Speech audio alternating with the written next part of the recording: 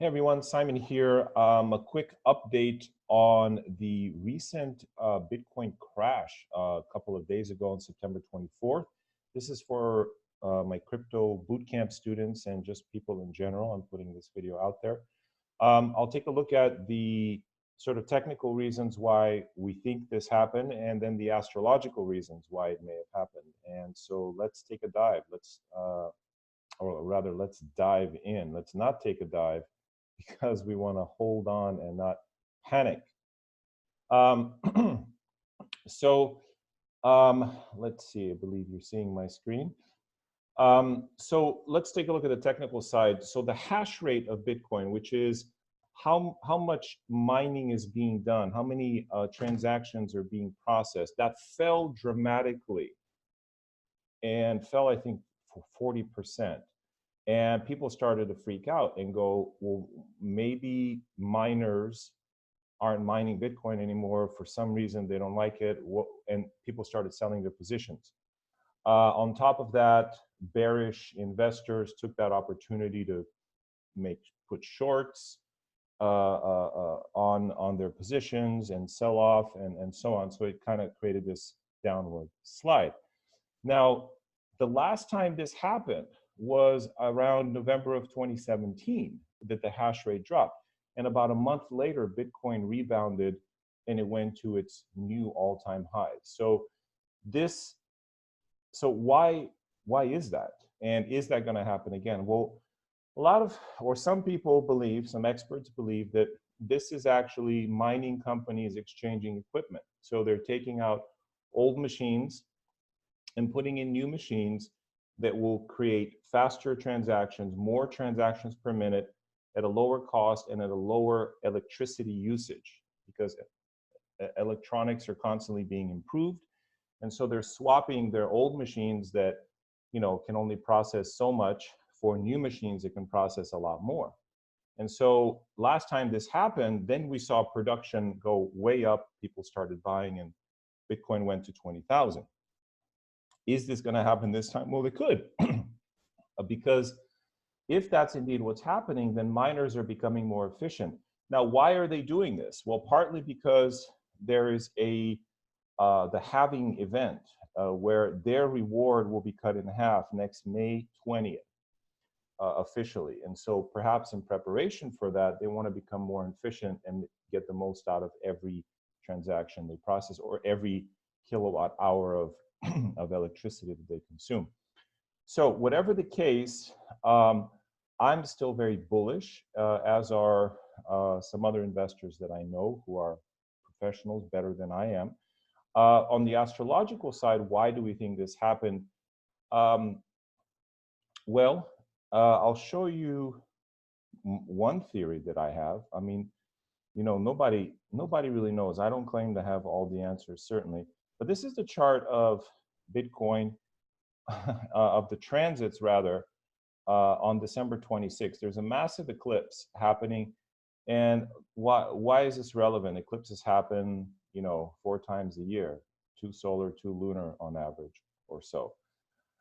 This one is particularly relevant because Bitcoin's moon is exactly at around, 12 degrees or so.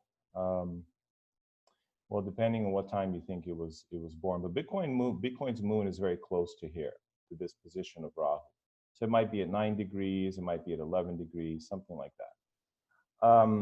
Because we don't know exactly, and this is, by the way, the time, the moon's position is based on a time and a day that I take, which is January 9th, not January 3rd, which is what some astrologers use, and that's fine. You can use different dates. Like the white paper of Bitcoin, and then the first transaction, and then when it officially goes live.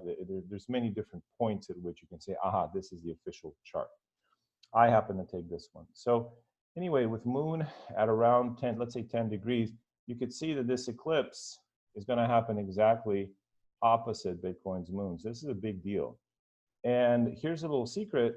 The effects of an eclipse are often felt a couple months before it happens. Why is that? It's a mystery. but it happens. And so this could be sort of a pre-eclipse meltdown.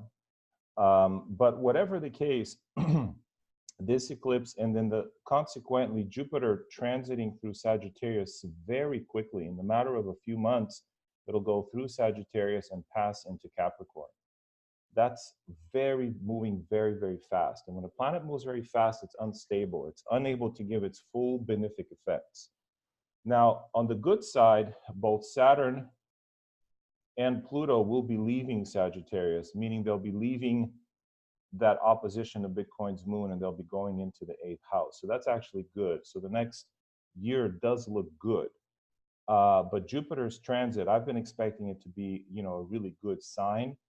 But because it's going to be moving very quickly through Sagittarius, it could be volatile as well. By the way, in my last update, I mentioned that this was in early September, and there's going to be some volatility with Mercury and Venus transiting sidereal Virgo.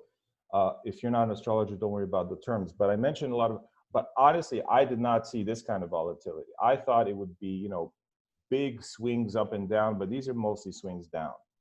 So I guess I get a B- or a C-, whatever.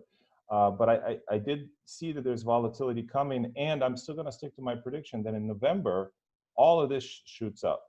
Okay, so even a little bit before then, things are going to start shooting up, like mid-October, I think. But November really is the month. So we'll see. We'll keep an eye on it. And so if this is in fact true that Bitcoin mining operations are trading in old equipment for new equipment, it also suggests they're getting ready for a big run. And in fact, that's what's happened. That hash rate fell, but immediately came right back up, which suggests exactly that. The people swapped their machines, and now they're producing at even a higher rate. So the hash rate now is higher than it's been all year. And that's actually a good sign. That means Bitcoin miners have tremendous confidence in their work, otherwise, in Bitcoin's value, because they're being rewarded in Bitcoin for their work.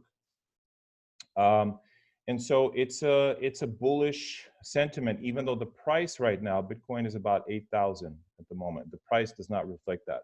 So it's a good time, if you can, this is a good time to buy the dip. I mean, it's a classic case of buying low and, and holding on.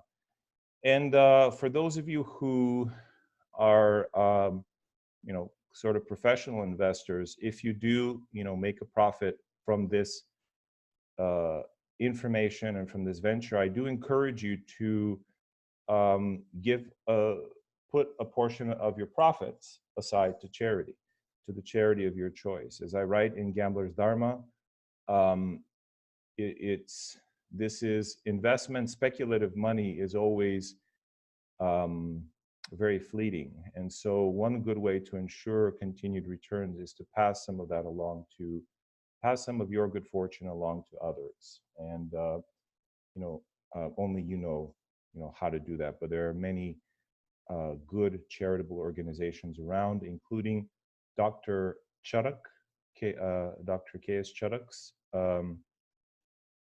Sanjeevani Foundation. Dr. Chudok, those of you who don't know, is a surgeon and a former director of the main hospital in Delhi, India, who now runs private eye care camps where people who are blind or have eye diseases can get operated on for free. And I can't think of a better, a place to make a difference. Can you imagine bringing sight to a family or to a child, or people who operate on cleft palates? And so there are many good charitable organizations, and I do encourage you, if you find this information useful and you're able to profit from it, take care of those around you if you can. Okay. All right, everyone. Excuse me, I have a little bit of a cold. Take care, and if you have any questions, put them below in the question box. All right, that's it for now. Bye.